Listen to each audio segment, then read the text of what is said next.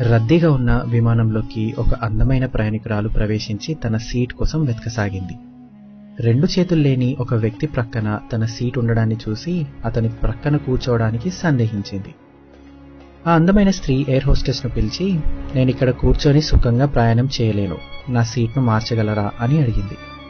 Madam, దయచేసి కారణం తెలుసుకోవచ్చా అడిగింది ఎయిర్ హోస్టెస్. ఇలాంటి వారంటే నాకు అసహ్యం, వీరి ప్రక్కన కూర్చొని ప్రయాణించడం నాకు ఇష్టం ఉండదు అంది ఆ అందమైన స్త్రీ. చూడడానికి హుందాగా, అందంగా, నాగరికంగా కనిపిస్తున్న ఆమె నోటి నుండి వచ్చిన ఈ మాటలు విన్న ఎయిర్ హోస్టెస్ చాలా ఆశ్చర్యపోయి చూసింది. ఆ అందమైన స్త్రీ మళ్లీ తనకు ఈ సీట్ వద్దు, మరో సీట్ కావాలని డిమాండ్ చేసింది.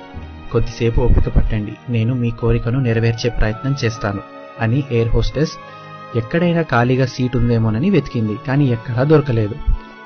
ఆ ఎయిర్ హోస్టెస్ తిరిగి వచ్చి, మేడం, ఈ ఎకానమీ క్లాస్లోని సీట్లన్నీ పూర్తిగా నిండిపోయాయి, అయినా మా విమానంలో ప్రయాణించే వ్యక్తుల కంఫర్ట్ కోసం పూర్తి స్థాయిలో ప్రయత్నించడం మా పాలసీ.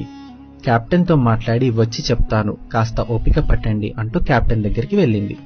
కొన్ని క్షణాల తర్వాత తిరిగి వచ్చి, మేడం, మీకు కలిగిన అసౌకర్యానికి చింతిస్తున్నాం.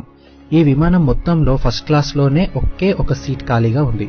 మా వాళ్లతో మాట్లాడి ఒక అసాధారణమైన నిర్ణయం తీసుకున్నాం. ఒక ఎకానమీ క్లాస్లోని వ్యక్తిని ఫస్ట్ క్లాస్లోకి పంపడం మా కంపెనీ చరిత్రలోనే మొట్టమొదటిసారి.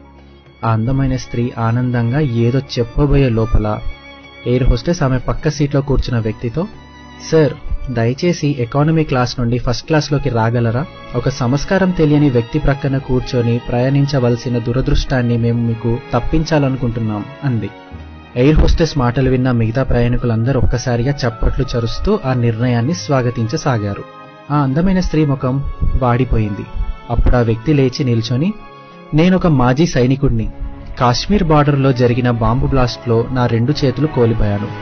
మొదట ఈమె అన్న మాటలు విన్న తర్వాత ఇలాంటి వాళ్ల కోసమా మా జీవితాన్ని ఫనంగా పెట్టింది అనిపించింది. కానీ మీ అందరూ ప్రతిస్పందన చూశాక దేశం కోసం నా 2 చేతుల్ని కోల్పోయినందుకు గర్వపడుతున్నాను అంటూ ప్రయాణికుల చప్పట్ల మధ్యలో నుండి ఫస్ట్ క్లాస్లోకి వెళ్లిపోయాడు. ఆ అందమైన స్త్రీ 2 సీట్లలోనూ ఒక్కతే సిగ్గుతో కూలబడిపోయింది.